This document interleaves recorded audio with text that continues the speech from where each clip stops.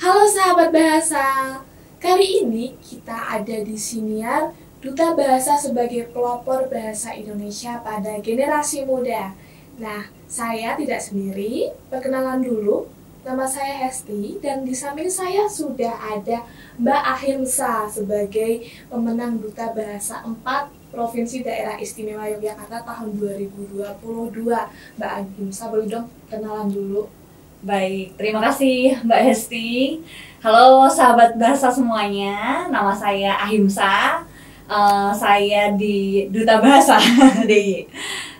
Oke, saya Duta Bahasa DIY. Kemarin diamanahi, dipercaya menjadi pemenang 4 dan berproses belajar bersama di sini. Alhamdulillah dapat banyak sekali Mbak Hesti. Ntar boleh ngobrol-ngobrol lah kita ya. Oke, banyak sekali ya. Alhamdulillah. Karena ini juga sesuai dengan topik siniar kita pada pagi hari ini, Duta Bahasa sebagai pelopor bahasa Indonesia. Pasti Mbak Ahimsa ini punya segudang pengalaman, tidak hanya di Duta Bahasa ya, tapi sebelum jadi Duta Bahasa itu pasti perjalanannya panjang gitu. Terus juga tadi aku tahu juga Mbak Ahimsa ini ternyata jurnalis majalah Suara Aisyah. Betul. Boleh diceritakan Mbak gimana rekam jejak perjalanan Mbak Ahimsa di kepenulisan ya khususnya sehingga bisa menjadi jurnalis bahkan Duta Bahasa itu gimana sih? Alhamdulillah, sebenarnya masih belajar juga ya Mbak Esti ya. Tapi sebetulnya dari kecil, alhamdulillah saya dibarengin sama orang tua yang seneng banget nulis juga. Dan juga jual buku, seneng jual buku. Jadi kayak di rumah ya ada isinya buku semua gitu. Terus ketertarikan terhadap nulis cerpen, lomba-lomba nulis kayak gitu juga karena motivasi orang tua. Terus setelah itu ketika saya sekolah, terus ikutnya ya ekskul mading, terus jurnalistik club kayak gitu-gitu. Terus habis itu waktu harus memasuki masa kuliah, baru saya berpikir mana nih yang betul-betul pengen saya dalami gitu. Karena waktu itu saya SMA-nya IPA.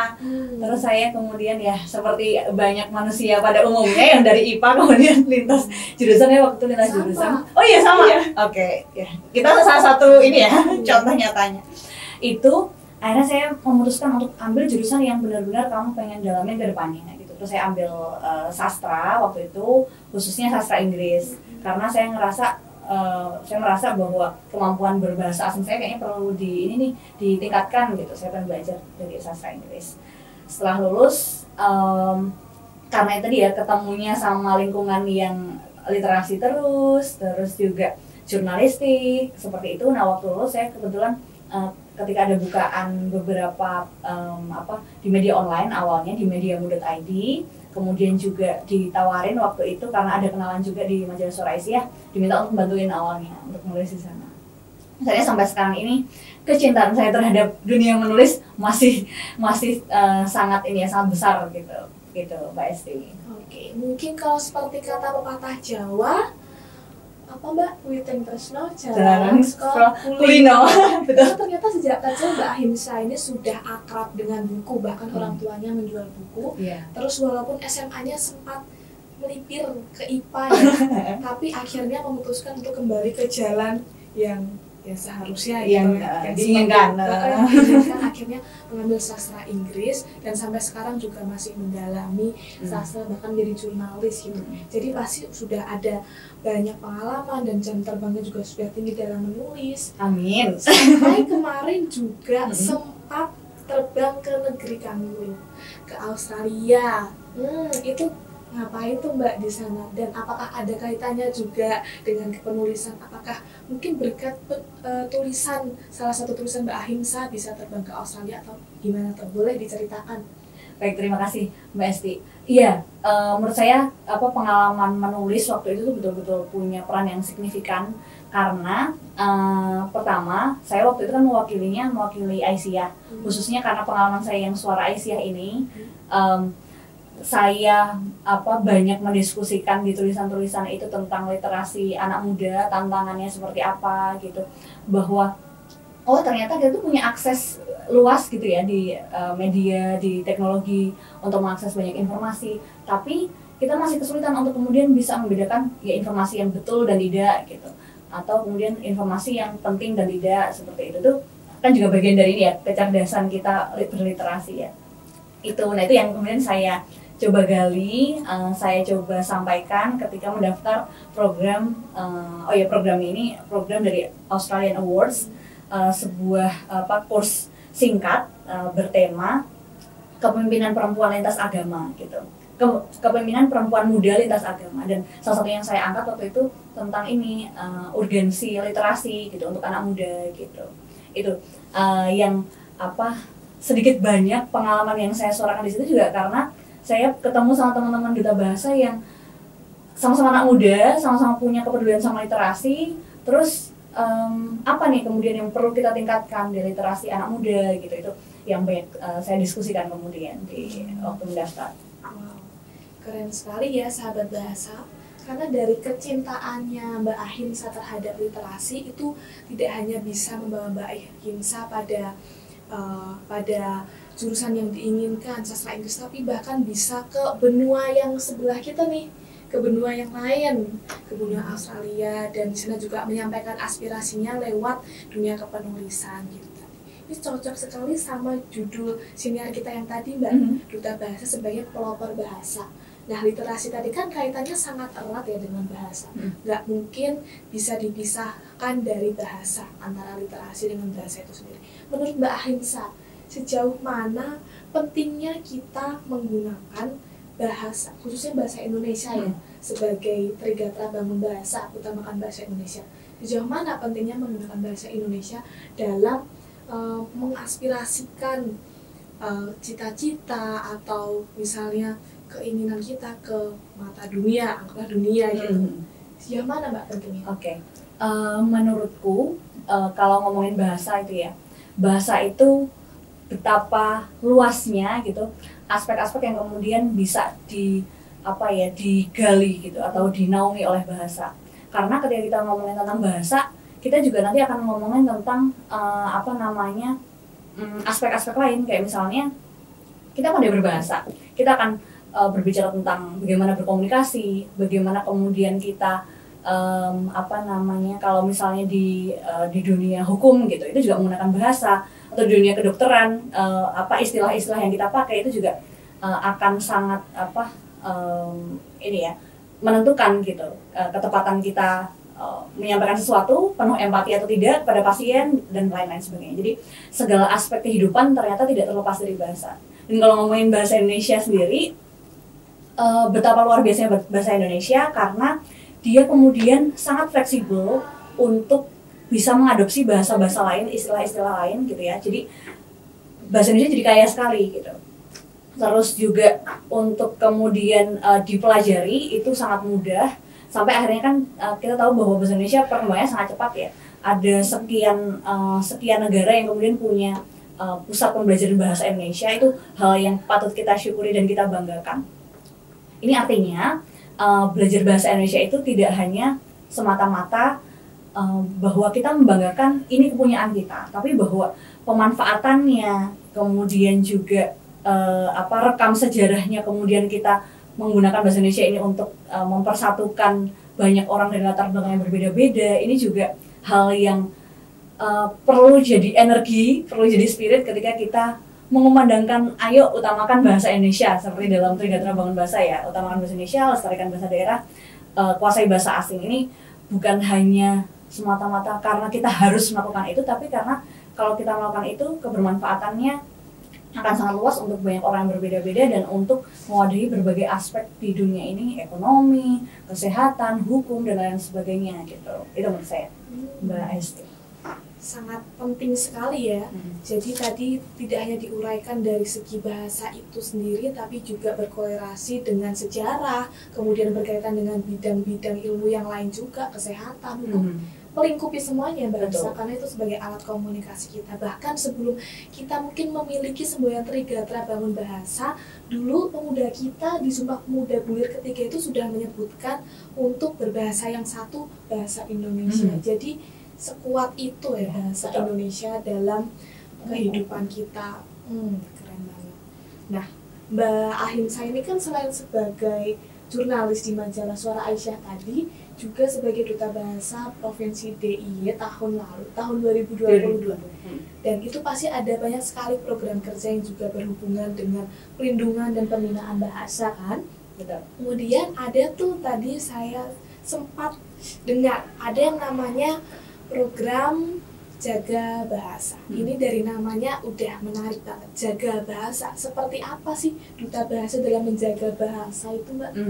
Baik, menarik sekali ya Mbak ya. Kalau ngomongin duta bahasa karena kaitannya sama anak muda, jadi kita harus kreatif banget nih. Gimana caranya untuk membawakan secara menarik edukasi soal kebahasaan.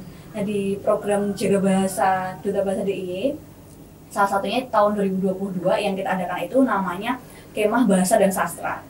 Dimana konsepnya kemah gitu ya, kita kok kayaknya mau seneng-seneng, kayaknya kita mau asik-asikan gitu, tapi ternyata ya mau piknik ya, kemah gitu ya, bareng-bareng, tapi ternyata waktu di dalamnya banyak sekali agenda-agenda pembelajaran, edukasi yang kita dapatkan juga. Dan itu yang ikut juga anak-anak muda gitu, jadi anak-anak muda waktu tahu acaranya kemah gitu, mereka langsung wah asik nih gitu, berkemah gitu ya, ada tendanya. Ternyata, tapi walaupun ternyatanya banyak belajarnya, mereka juga menikmati itu gitu, menikmati prosesnya, karena terus di dalam proses pembelajarannya, di pembelajaran edukasinya banyak praktek. Terus kita juga menghadirkan narasumber yang interaktif kebetulan, karena mereka terus habis itu mengajak para peserta untuk gimana kalau pendapat kamu kayak gitu, gimana pendapat kamu soal ini kayak gitu, terus coba kamu praktek soal ini gitu. Itu banyak sekali kegiatan-kegiatan yang kayak gitu. Apa tuh kegiatan yang berhubungan dengan kebahasaan gitu? Jadi sebenarnya segala aspek ya. Yang pertama soal ini pentingnya penggunaan bahasa yang baik dan benar. Jadi waktu itu dihadirkan dari Balai Bahasa DIY soal ketepatan menggunakan bahasa kayak gitu. Karena kadang-kadang kita udah tahu nih ada istilah ini yang sering kita gunakan, tapi ternyata istilahnya kalau sesuai KBBI ternyata nggak ada gitu, atau belum baku gitu ya, ada bakunya yang lain gitu. Selain itu juga ada yang sifatnya lebih praktikal gitu, lebih praktis, yang seperti kita punya wicara publik. Terus ada juga waktu itu sebenarnya lebih ke pentas. Jadi kita diminta untuk melakukan pentas seni. Tapi pentas seni itu tuh isinya gambaran kita tentang ya ekspresi kebahasaan, ekspresi sastra gitu. Itu juga yang salah satu diwadahi kan. Kalau anak-anak muda senang ya, kalau misalnya belajar tapi sebenarnya tuh dia nggak sadar kalau misalnya itu lagi belajar gitu. Jadi praktek kebahasaan, praktek sastra. Ada yang waktu itu tampil drama, puisi gitu. Dan yang disampaikan nilai-nilainya tentang kecintaan terhadap bahasa, kecintaan terhadap Indonesia, seperti itu yang menarik waktu itu acara-acara itu.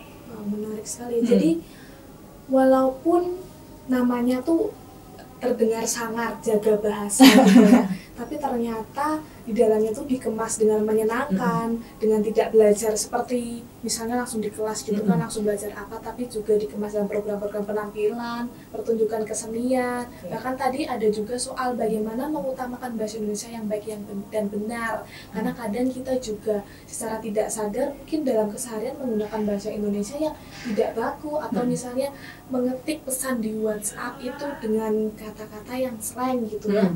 Nah itu mungkin jadi salah satu urgensi yang terus diangkat dalam program kerja jaga bahasa seperti itu. Menarik sekali ya sahabat bahasa, pembahasan kita pada pagi hari ini dengan tema Duta Bahasa sebagai pelopor bahasa Indonesia pada generasi muda. Nah karena waktunya tidak banyak, mungkin aku akan kasih pertanyaan penutup untuk Mbak Ahimsa. Siap ya? Siap. Ini kayak lagi ujian duta bahasa, tes duta bahasa ya. Tarik nafas dulu. Hembuskan. Pertanyaan ya.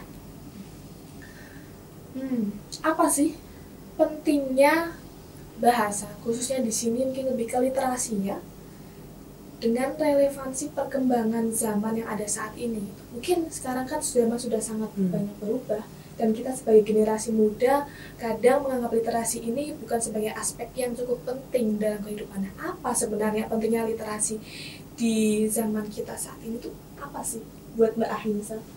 Baik, mungkin kalau yang udah sering kita dengar ya, di abad 21 itu kan ada skill atau kemampuan yang sering kita perlukan atau paling kita butuhkan hari ini. Di antaranya itu adalah, ini mungkin karena sering keluarnya bahasa Indonesia tapi kita sebut ini ya,